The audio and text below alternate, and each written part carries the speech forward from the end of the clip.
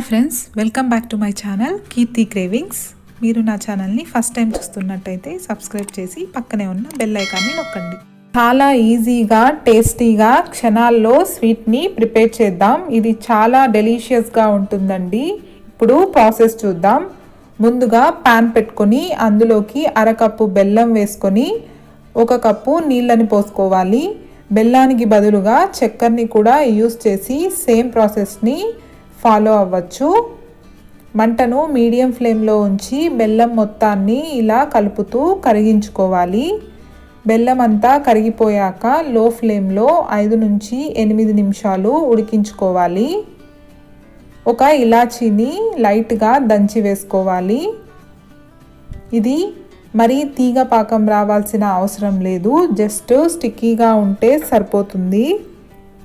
ఇలా పాకాన్ని రెడీ చేసుకొని పక్కన పెట్టుకోవాలి.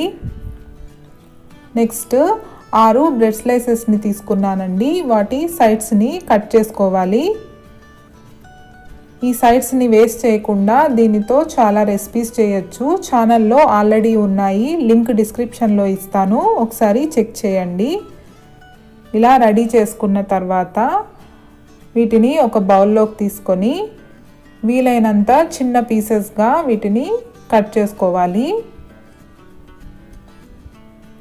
నెక్స్ట్ ఇందులోకి పాలని పోసుకోవాలి. ఒకేసారి వేయకుండా కొద్ది కొద్దిగా పాలను వేస్తూ కలుపుకోవాలి. పచ్చి పాలైనా కాచి చల్లార్చిన పాలైనా పర్వాలేదు. కొద్ది కొద్దిగా యాడ్ చేస్తూ బ్రెడ్స్ని ఒక పిండి ముద్దలాగా కలుపుకోవాలి. ఇలా రెడీ చేసుకొని తర్వాత కొంచెం ముద్దని తీసుకొని ఇలా చూపిస్తున్నట్టుగా తయారు చేయండి. ఇలా బ్రెడ్ని టిక్కీలాగా ప్రిపేర్ చేసుకోవాలి. మీరు కావాలంటే చేతులకి ఆయిల్ని అప్లై చేసి కూడా ఈ ప్రాసెస్ని చేయొచ్చు. ఇలా అన్నింటినీ ప్రిపేర్ చేసుకొని రెడీగా పెట్టుకోవాలి.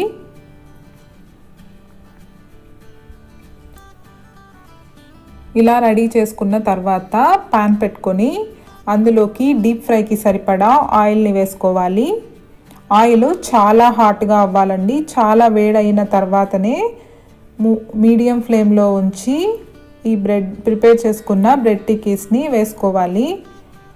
వీటిని మీడియం ఫ్లేమ్లోనే తిప్పుతూ గోల్డెన్ బ్రౌన్ కలర్ వచ్చేదాకా కుక్ చేసుకోవాలి. చూడండి, కలర్ చేంజ్ అవుతున్నాయి, కాస్త టైం పడుతుంది. హై ఫ్లేమ్లో ఉంచితే పైన బాగా కలర్ వచ్చేసి లోపల పచ్చిగా ఉండిపోతాయి. చూడండి, ఇలా చూపిస్తున్నట్టుగా ఈ కలర్లోకి రావాలి.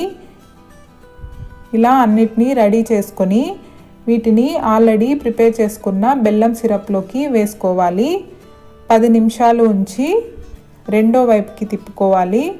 రెండో వైపును కూడా మరో 10 నిమిషాలు ఉంచాలి. ఈ స్వీట్ చాలా యమ్మీగా అల్టిమేట్గా ఉంటుంది. మీరు కూడా తప్పకుండా ట్రై చేయండి. చాలా అంటే చాలా టేస్టీగా ఉంటుంది. ఇలా డిప్ చేసుకొని ప్లేట్లోకి తీసుకుందాం. నెక్స్ట్ గార్నిషింగ్ కోసం కొద్దిగా బాదాం పొడిని వేస్తున్నాను. మీకు నచ్చినట్టుగా మీరు డెకరేట్ చేసుకోవచ్చు. మీరు కూడా తప్పకుండా ట్రై చేయండి. చాలా త్వరగా రెడీ అయిపోతుంది. ఇలాంటి మరెన్నో రెసిపీస్ కోసం నా ఛానల్ని సబ్స్క్రైబ్ చేసి సపోర్ట్ చేయండి. Thank you.